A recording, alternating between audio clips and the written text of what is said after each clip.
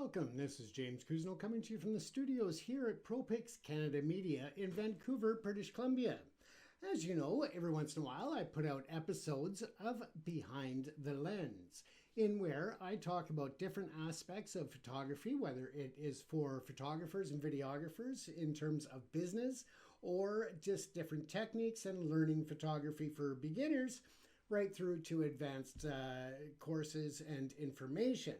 So this week, though, I thought it would be fun to just bring up some images, both artificial intelligence generated, where I play with AI and create some artistic prints and other images, as well as some of my favorite images that I have taken in Ukraine, Poland, Canada, and other parts around the world. I'll feature in different episodes.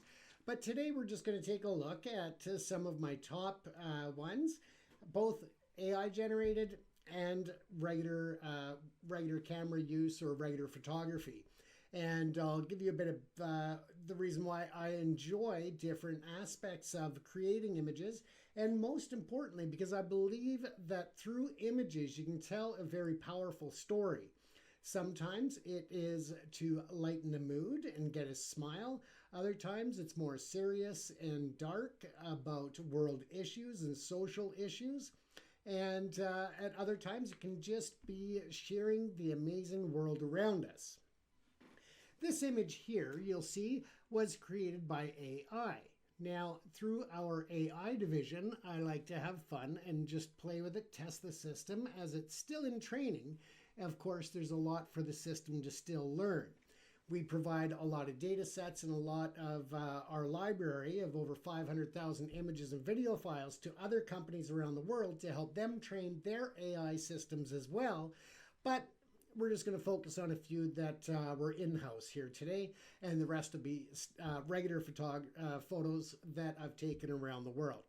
So this one here, I just love the innocence, the beauty of the wings, how the light comes from behind, and just really gives you that honest, open spirit about it and an innocence of youth. And I think that's something that, especially as we get older, we miss the innocence of our youth. And back in the day when we knew everything and the world was good, we were invincible. But again, I just find that this is a representation of that period of the innocence of youth and what it should be. Unfortunately, as we know, it's not always that way, but it definitely should be the innocence. As I like to say, that all children are born with wings. It's up to us to guard them, protect them, and not damage those wings so that they can continue to soar in a world of dreams. So again, you can find a lot of these prints and a lot of these images are available on our fine art site that you can go through the catalog and just see our image collection and AI collection from around the world. So feel free to check that out if you're interested. We'll put the link below the video. But in the meantime, let's move on to the next image. And as many of you know, I really enjoy images from everything from current events right through to nature, wildlife. But this one is a bit different. This one I was doing a photo shoot, and I'm just going to enlarge that some. There we go. So I was doing a photo shoot, and just the way that this flower had been reaching towards the light, and the other leaf and the flower bud there looks like it's actually growing into the light bulb itself, chasing after the light. And I just like the way that the color of the flowers kind of stood out against the almost vintage look of the light itself. With the blurriness in the background, of course, it just brings the eyes in to what's in the close range here, and you're not so focused on the distance here. So I just like the way that the light hits the flowers, how it hits the stems, and again, how it just showed the natural progression or movement of life towards light. And again, that is important in today's world because there's so much darkness out there that life really flourishes in the light. So, if you find yourself in a dark place, try to find the lightness around you, no matter how little light that might be, it could just be the start of something much brighter for your future. So that's why I really like this image here. Let's move on to the next one. And this one was in Poland. I was over there covering the refugee crisis at the beginning of the Ukraine war, as Russia moved in and started to launch air raids and other attacks on the Ukraine people. And it was a very stressful situation, 24 hours a day, people coming across the borders and just fleeing their homes, fleeing their lives, fleeing their history and their culture, just trying to survive. All of these women and children and elderly people that were coming across. As I said, it was cold, it was dark, it was just a really tough time for these people. And in the midst of it, I noticed that in Warsaw and other places throughout Poland, there are these signs on the garbage cans that just made me laugh. And in such a horrible crisis situation, there was so much humanity and so many people giving of themselves from around the world to help the refugees as they arrived in Poland, to not only help them get settled there in Poland, but to give them the transition point and move them along to other parts of Europe and internationally. As we know, it's been 2 years or over 2 years now. The war is still going. And my heart still goes out to all of those in Ukraine. I spent time in Ukraine as well as Poland, and we'll cover a few of those pictures in a few minutes here. But again, just this sign I thought was funny. It kind of added a lightness to the mood at that particular moment. And it's just basically no peeing on the garbage cans, or you're going to lose your testicles. And there's a $30 reward for, I don't know if the reward's for reporting you for peeing or for the testicles themselves, but in any event, I thought that was funny, and it brought a moment of chuckles to a tough situation. This one here is in the Canadian Rocky Mountains, and this beautiful bear was just kind of strolling and munching on the fresh foliage that was there. It was early spring, so this bear had recently woken up from a winter hibernation. There were plenty of wildlife on this trip. I was able to capture the mountain sheep and goats and black bears, brown bears, grizzly bears. Just so many variety of different animals, the moose, the deer. But this guy here, I actually did get some video as well. And people ask me, like, how could you get so close? And weren't you worried that that bear could attack? And if you look down at the bottom of his paw there in the foreground, you can see how big his claws are. And those suckers are very sharp and can do some serious damage. But in all wildlife, it's important to keep a safe distance. It's important to use a good telephoto lens or zoom lens. And although it may appear very close to the animal, it's actually a very safe distance away to give respect to the animal, to give respect to the animal's home and territory, and to allow them to be undisturbed. And of course, to ensure my safety as well. So it's a beautiful close-up. I've got even better ones than that. But at the end of the day, it's about respecting the wildlife and not scaring them. It is their home. I am a guest in their home when I'm in nature and I'm filming these documentaries or these docu-photo projects. And again, it's very essential to respect their territory and to keep yourself safe. So, when there are attacks by the bears, it's generally because people are encroaching on their territory and they feel threatened. And that's why most times they will be aggressive towards humans, because they feel threatened. And unfortunately, a lot of times those bears get put under if they do attack humans. And so it's important to just keep your safe distance, use a good, strong, clear telephoto lens and good camera. And therefore, you are not putting yourself at risk, but you're also not putting the animals at risk either. This one here, for a lot of people that know me and my photography style, they are, clearly aware that I love architecture. I love the old architecture. I love modern, new age. I like all of it. But I really love the vintage style image that this came out as. And this is actually in downtown Montreal, right on the edge of what they call Old Montreal. A beautiful historic part of the city. Montreal is in the province of Quebec, for those who are not familiar with Canada. But again, just the vintage look of it, it looks like something you would see in one of the old superhero movies like Superman or Batman or something like that. Or maybe an old James Cagney movie or, something like that. So it just, I love the vintage feel of the image. I like how there's imperfections in it, just like there were in the old time cameras. You would have certain imperfections with lenses or light refraction or reflection.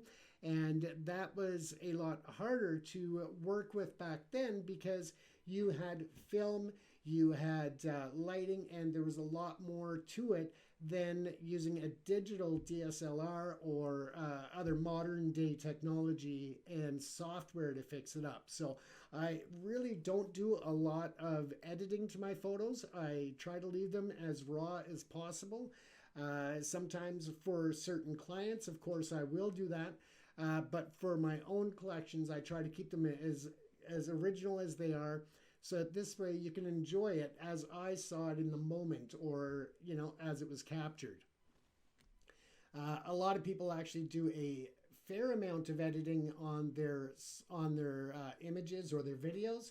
And again, it is up to the individual, but it's also driven a lot by the purpose or the end use of the digital asset.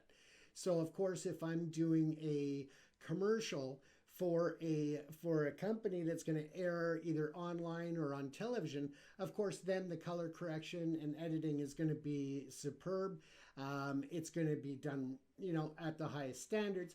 Whereas when it is more my personal collection or personal documentary production, then I like to leave it a bit more raw to give that original look to it. So, again, if you are a photographer or videographer, that's something to keep in mind and find your own style. I'm not saying that my way is right and somebody else's is wrong. I'm just saying that you have to find your own individual style. And that's why my best advice to anybody, whether you are a beginner and novice photographer right through to professional level, is get out there and practice and play. Take the auto settings off, play with the different lens settings, your ISO, your shutter speeds, just really experiment because that is how you're going to learn, but it's also going to add to style. And at the end of the day, it also may give you ideas down the road for more creative images that you may want to experiment with for a client that's looking for a specific or unique look to an advertising campaign or, maybe a product label or something. So yeah, it's all about personal style, but also keeping an open mind and being flexible to work with a client and make sure that you understand their vision and their goals of the digital asset or your photos or videos.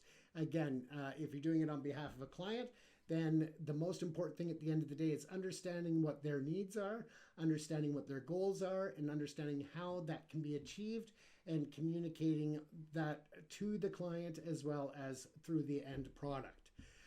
This next image here was actually arriving in Ukraine.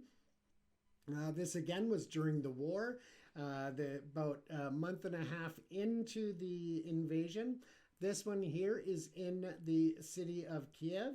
And you can see that some people are departing. As I was just arriving, I snapped this image. The city was quite abandoned at that time. And really, the majority of people that were there were military and security members trying to protect the city, to guard the security checkpoints.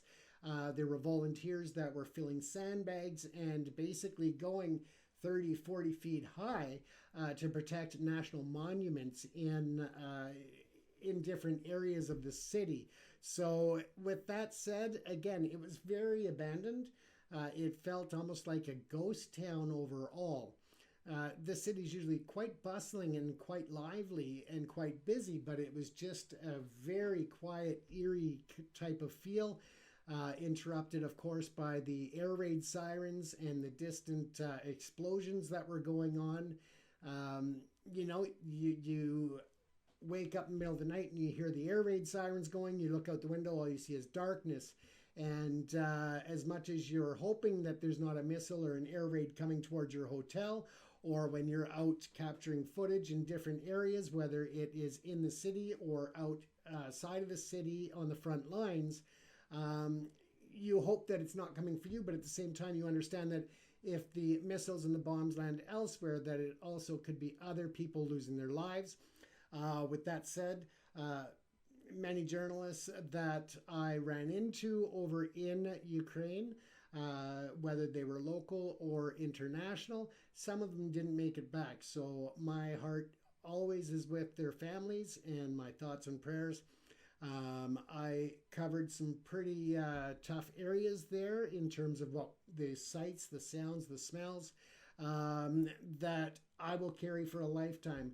But again, I have the personal celebration of still being able to live a life, whereas many were lost in Ukraine, not only for journalists, but also innocent men, women, and children who have been victim to this illegal war that's going on there. So again, this was at the main train station in Kiev, and that is the story behind that image. This one here, again, is in Ukraine.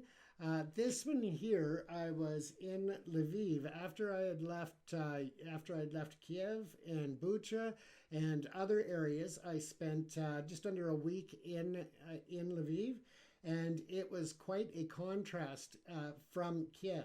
Now, Lviv is more closer to the Polish border. So with that being the case and being a member of NATO, a lot of people that fled their homes, they fled for areas along the border, closer to the border, where there was an increased level of security and safety. I can't say that it was safe, but there was an increased level of safety in those areas. And they were quite busy and bustling. It was almost like being in Paris in the middle of tourism season, because it was so busy because of the influx of population from other parts of the country. Now, people were using that as a transit point, not only to escape their own communities and find safety, but also to board buses and trains and other means of transportation to head towards the closest border to Lviv was heading to Poland. But again, they left to different points all over Europe, all over the world, to find safety away from the Russian invasion. So this here just caught my eye as this young lady was enjoying a bottle of wine and just reading a book, an actual old style book, taking a moment for herself to reflect, to relax, and to just take her mind away from all of what was going on around her in the country as they were in such a desperate situation. It also is reflective of the hope and the courage of the people of Ukraine, who I have nothing but the utmost respect for keeping their optimism alive. And no matter what the struggle, they are fighting for their own independence and for peace to be restored, so they can continue on raising families and bringing future generations up in the country of their own that they can control the future of. So again, I just found this one here was heartwarming to see this after seeing some of the worst of humanity in areas of Bucha and throughout Ukraine. A lot of people lost their lives, and this here was quite the contrast of people coming together and trying to move forward and find some type of hope and optimism. So this one here again is another AI image. It is symbolic of P. Diddy burning in hell.